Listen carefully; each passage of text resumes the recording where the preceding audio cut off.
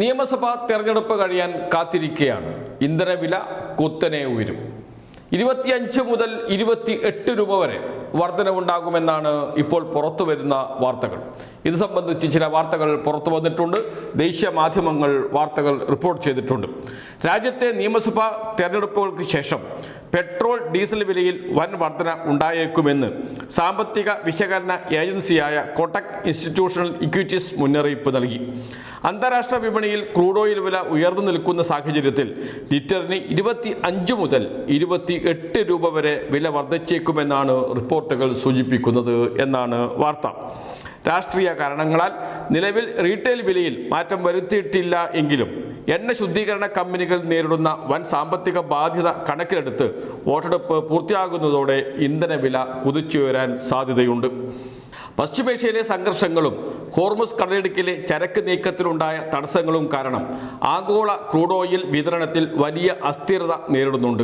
ഇന്ത്യയുടെ എണ്ണ ഇറക്കുമതിയിൽ അളവിൽ 13-15% കുറവുണ്ടായിട്ടും അന്താരാഷ്ട്ര വിപണിയിലെ വിലവർദ്ധനവ് കാരണം പ്രതിദിന ഇറക്കുമതി ചെലവ് ഏകദേശം 190 മുതൽ 2010 ദശലക്ഷം ഡോളർ വരെ വർദ്ധിച്ചതായാണ് റിപ്പോർട്ടുകൾ.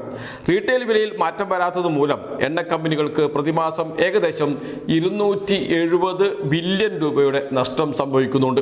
എക്സൈസ് ഡ്യൂട്ടി കുറച്ചതുൾപ്പെടെയുള്ള സർക്കാർ നടപടികൾ ഈ പ്രതിസന്ധിക്ക് ഭാഗികമായ ആശ്വാസം മാത്രമേ നൽകുന്നുള്ളൂ. തെരഞ്ഞെടുപ്പിന്റെ അവസാനഘട്ട വോട്ടെടുപ്പ് ഏപ്രിൽ 29-നാണ് നിശ്ചയിച്ചിരിക്കുന്നത്. അതിനാൽ വില പരിഷ്കരണം ഇതിനുശേഷം മാത്രമേ ഉണ്ടാകാൻ സാധ്യതയുള്ളൂ.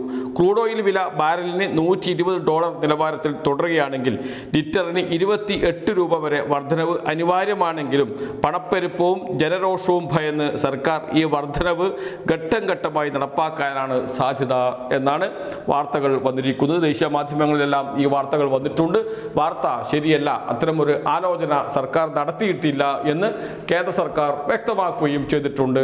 കാരണം ബംഗാളിൽ 1-ാം ഘട്ടം, തമിഴ്നാട്ടിൽ പൂർണ്ണമായും വോട്ടെടുപ്പ് നടക്കുന്നതിന് തൊട്ട് മുമ്പാണ് ഇത്തരമൊരു വാർത്ത വന്നത്. സ്വാഭാവികമായും കേന്ദ്ര സർക്കാർ അത് തള്ളിക്കളയും. കാരണം വോട്ടെടുപ്പ് കഴിഞ്ഞതിന് ശേഷം മാത്രമേ ഇത് സംബന്ധിച്ചുള്ള ആലോചനകൾ കേന്ദ്ര സർക്കാർ നടത്തുകയുള്ളൂ. ഈ പ്രതിസന്ധി പരിഹരിക്കാൻ ഒരു സംശയവും വേണ്ട, വിലവർദ്ധനവ് മാത്രമേ കേന്ദ്ര സർക്കാരിന് മുന്നിലുള്ളൂ. അത് ഒന്നിച്ച് വേണോ ഘട്ടം ഘട്ടമായി വേണോ എന്നതാണ് ആലോചന. ഘട്ടം ഘട്ടമായി വർദ്ധിപ്പിക്കാനാണ് സാധ്യത. ഒന്നിച്ച് വർദ്ധിപ്പിച്ചാൽ അത് വലിയ തോതിൽ പ്രതിഷേധത്തിന് ഇടയാക്കും.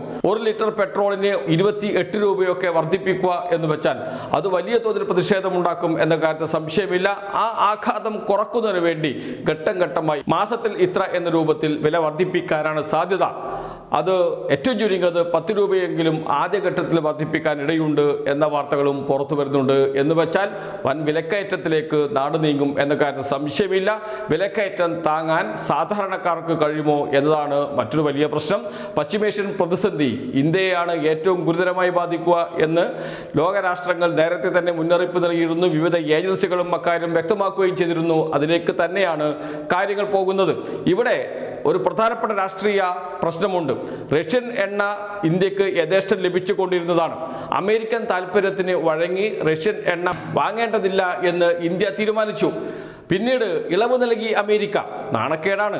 അമേരിക്കയുടെ കനിവ് കാത്തിരിക്കുക എന്ന് പറയുന്നത് ഇന്ത്യ പോലുള്ള പരമാധികാര രാഷ്ട്രത്തിന് മുകളിൽ നിയന്ത്രണം ഏർപ്പെടുത്തുന്നു അമേരിക്ക. അതിനെ അനുസരിക്കുന്നു ഇന്ത്യൻ ഭരണകൂടം എന്നത് ഓരോ ഇന്ത്യക്കാർക്കും നാണക്കേട് തന്നെയാണ്. പിന്നീട് ഇളവ് രേഖപ്പെടുത്തിയപ്പോൾ നേരത്തെ കുറഞ്ഞ പൈസയ്ക്കാണ് ഇന്ത്യക്ക് റഷ്യ ക്രൂഡ് ഓയിൽ നൽകിക്കൊണ്ടിരുന്നത്. എന്നാൽ അമേരിക്കയുടെ താല്പര്യത്തിന് വഴങ്ങി, തിട്ടൂരത്തിന് വഴങ്ങി റഷ്യൻ എണ്ണ വാങ്ങേണ്ടതില്ല എന്ന് തീരുമാനിക്കുകയും പിന്നീട് അമേരിക്ക ഇളവ് നൽകിയതിനു ശേഷം റഷ്യൻ എണ്ണ വാങ്ങാൻ തീരുമാനിക്കുകയും ചെയ്തപ്പോൾ നേരത്തെ നൽകിയ ഇളവ് റഷ്യ നൽകിയില്ല. അവിടെയാണ് ഇന്ത്യയുടെ നയതന്ത്ര പരാജയം തുടങ്ങിയത്. അത് ഇന്ത്യയെ തന്നെ വലിയ പ്രതിസന്ധിയിൽ എത്തിക്കുകയും ചെയ്തു. ഒരു ഘട്ടത്തിൽ, വളരെ നിർണായക ഘട്ടത്തിൽ നമ്മെ സഹായിച്ച ഒരു രാഷ്ട്രത്തെ അമേരിക്കയുടെ തിട്ടൂരം പേടിച്ച് അവിടെ നിന്ന് എണ്ണ വാങ്ങേണ്ടതില്ല എന്ന് തീരുമാനിച്ച ഇന്ത്യ പരമാധികാരം അമേരിക്കയ്ക്ക് അടിയറ വെച്ചു എന്ന് പറയുന്നതിലും തെറ്റില്ല. എന്തായാലും ഇതെല്ലാം കേന്ദ്ര സർക്കാരിൻ്റെ ഈ നയങ്ങളെല്ലാം ഇന്ത്യയെ വലിയ പ്രതിസന്ധിയിലേക്കാണ് എത്തിച്ചിരിക്കുന്നത്.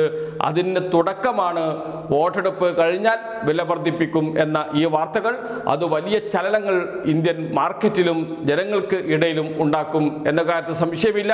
വലിയ ജനരോഷം ഉയർന്നു വരും എന്ന് സർക്കാരിനറിയാം. അത് കുറയ്ക്കാൻ എന്തൊക്കെ ചെയ്യണം എന്നതാണ് ഇപ്പോൾ കേന്ദ്ര സർക്കാരും BJP നേതൃത്വവും ആലോചിക്കുന്നത്.